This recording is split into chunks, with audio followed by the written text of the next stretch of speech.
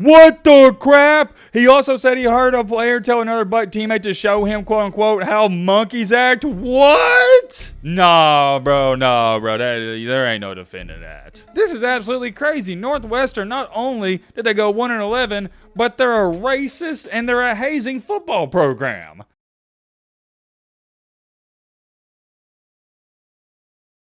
Over the past couple of days, some rather serious allegations have came out about this Northwestern football program and the entire program in general. I'm pretty certain at least some of you have an idea what I'm talking about, but I'm also certain the other half of you or majority have no idea what's going on, and well, I'm about to inform you on some, let's just say, crazy allegations and a crazy scandal that is unfolding between our eyes. I said unfolding between our eyes. That's not even a saying, Matt. I meant unfolding in front of our eyes. You get what I'm trying to say, my bad. And you can really just label this as a scandal because I can't even just say it's quote-unquote allegations because they have proven some of this stuff. I expect this to get worse, but as to when I'm speaking, they already suspended Northwestern's head football coach for 2 weeks. And a lot of people are calling for his job and they want him fired, and you'll see exactly why in just a second. I was aware of this situation when all of this was going on at a couple of you sending this to me, and I've been watching it very closely the past couple of days. And per usual, I don't want to be the first to report on the news. I don't care about that. What I care about is I want to be the best to report on the news. And I'm not going to lie to you guys, I thought this was going to be a situation that flies on the radar, it just gets swept under the rug, and it's not that big of a deal, but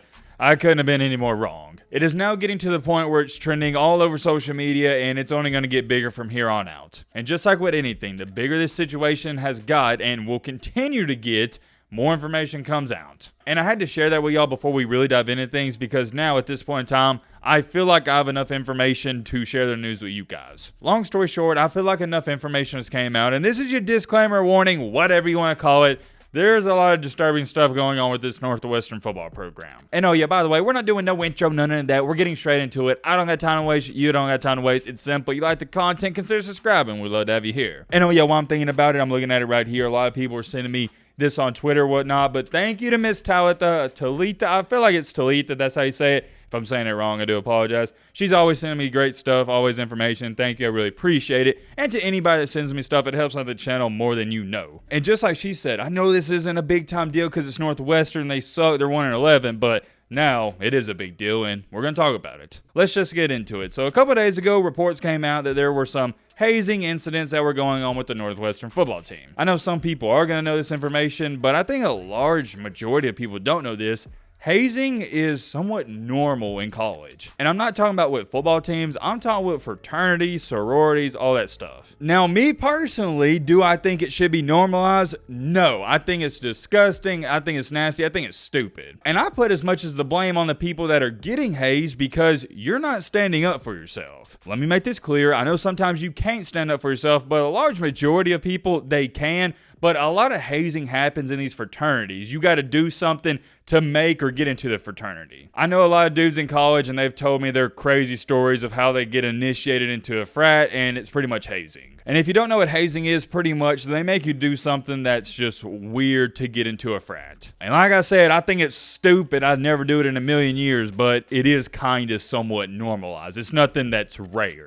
But here's where things really, really start to get interesting. Just like with anything and everything in this beautiful life, there's levels to hazing. Some forms of hazing, not really a big deal. For example, I had one dude tell me they made him run down the sidewalk or run down the avenue in his underwear. Who cares? It's just your underwear. On the flip side, some other acts of hazing are too, let's just say, too rough for me to speak on. What's the best way I can say this? I don't want to go too far into detail. It gets a little kinky. It gets weird, it gets kinky, and it's so weird, I don't even want to talk about it. You can get the gist of things. I don't think you need me to go too far into detail. But with Northwestern here, their hazing was allegedly pretty dang bad. Here's what a player had to say in an interview. Quote unquote, "I've seen it with my own eyes, and it's just absolutely egregious and vile, inhumane behavior." I said that wrong. Vile and inhumane behavior. That's better. This said player alleges that much of the team's hazing centered around practice dubbed quote unquote running, which was used to punish team members, primarily freshmen, for mistakes made on the field and in practice. If a player was selected for quote-unquote running, which is hazing in this incident, the player who spoke to the Daily said they would be restrained by a group of 8 to 10 upperclassmen dressed in various quote-unquote purge-like masks who would then begin quote-unquote Oh, you can read that for yourself. Dry humping them, basically, and the victim in a dark locker room. Little Jalen Green behavior going on here. And like I said, the whole hazing thing is so weird. And the people that even participate, I'm talking about the people that enforce this, you're straight up psychos. I don't understand the thrill of hazing an underclassmen. And even as an underclassman, why would you let somebody else do that to you? And I already know some people are going to say, oh, Matt, well, the upperclassmen made them do it. Here's my perspective. These are football players. These aren't random Joes. These aren't random civilians. Me personally, if I don't care if it was 20 upperclassmen. If they told me to do something I didn't want to do, I'd just start swinging on dudes. That's just me, though, but let's get a move on. The same player stated, quote unquote, it's a shocking experience as a freshman to see your fellow freshman teammates get ran, but then you see everybody bystanding in the locker room. It's just a really abrasive and barbaric culture that is permitted throughout that program for years on end now. Here's where things get a little dicey though, because another player stated, quote unquote, everyone would just be looking at each other and be like, bro, Fitz knows about this, referring to the head coach. Because you wouldn't take that action otherwise. Everyone joins in because he's the head coach. So pretty much, and this is where things get a little dicey because we don't know if this is true or not, it's being stated by some players, and these are allegations, this isn't true quite yet, that Pat Fitzgerald, he was in on this and he encouraged this behavior. Fitzgerald responded to this and said he's quote unquote very disappointed and was not aware of the alleged incidents. Do what you want with that information. I really have no opinion on that. To go along with this, and I'm just giving you the long story short because I don't want to bore you guys, there were some more other hazing incidents that were talked about in this article. Just similar stuff like we already talked about. It's just hazing in general. There's all types of forms of it. But they're all pretty bad, and here's what one player stated, and I want to read this out to you. The player said that on one instance, another player was quote unquote very vocally adamant about not wanting to participate in this exchange. Older players threatened to quote unquote run him if he refused, and there was no other option, according to the said player. Quote unquote, he was forced to engage in this. I wish I would have told him to transfer because this is an absolutely abusive environment and an environment in which the safety and well-being of players is not protected at all. So just like I was talking about before, oh, well, what if they're forced to do it, Matt? What about that? Yet again, I'm just going to divert back to this. I was always the leader and captain on all my sports teams, and maybe it's just the crazy mentality I have. But if you tell me to do something like this and I don't want to do it, I ain't doing it. I don't care if you're like, oh, you got to do it. No, you're going to have to fight me. Another incident of hazing that was going on was they had a quote-unquote Gatorade shake challenge. This is where players were forced to drink as many Gatorade shakes as they could in a 10-minute period. Just weirdo behavior, and it was also stated, quote-unquote, if anyone snitched, then Shrek would get you in reference to the practice of quote-unquote running. I'm not going to show you the rest of this article because I just tried to hit on the high notes. To make a long story short, there were some serious hazing incidents or allegations going on at Northwestern. Just like with everything though, and it's also a main reason as to why I waited to speak on this situation, there's two sides to every story. But however, here would be my argument as to why I want to believe this is true.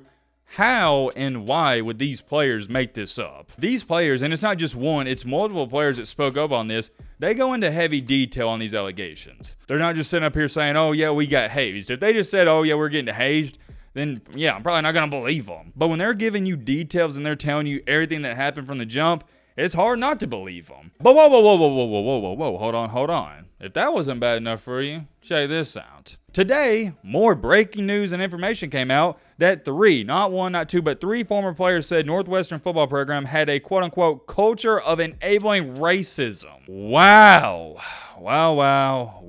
I haven't even looked at this article yet, so let's just check it out together. Ramon Diaz Jr., however you say that, a Latino offensive lineman for Northwestern from 2005 to 2008, says his experience on the football team was hostile as a non-white player. Ramon stated, I didn't feel like I could be anything other than white. We never felt like we could be ourselves. We had to fit in by being white or acting white or laughing at our own people. Man, that's terrible. Another player who asked to remain anonymous and played through the 2009 season said racism on the team was often blatant. He alleged head coach Pat Fitzgerald would ask black players and coaches to cut off longer hairstyles, including dreadlocks, so that they were more in line with what Fitzgerald called the Wildcat way. Interesting. What do y'all think about that? The player said this phrase, along with good, clean American fun, was used often by coaches to reference how they wanted players to look and act. Oh my gosh, look at this, guys. Diaz described several racist remarks players and coaches said to him. One teammate asked him why he didn't play soccer instead of football. He said he was also forced to shave, quote-unquote, Cinco de Mayo into his hair during a tradition where freshmen would shave messages on their heads. What? No, that's gotta be racist, man.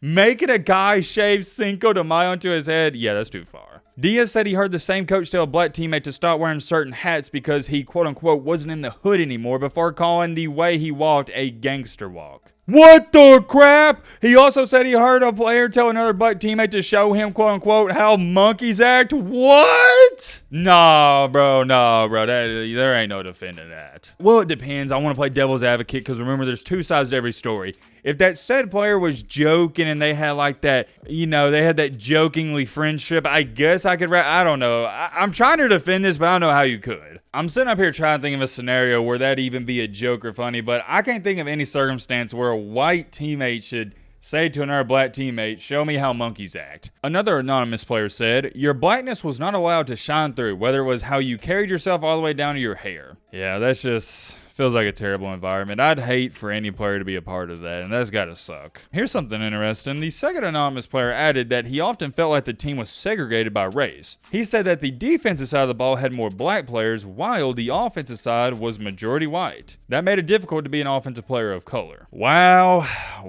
and wow.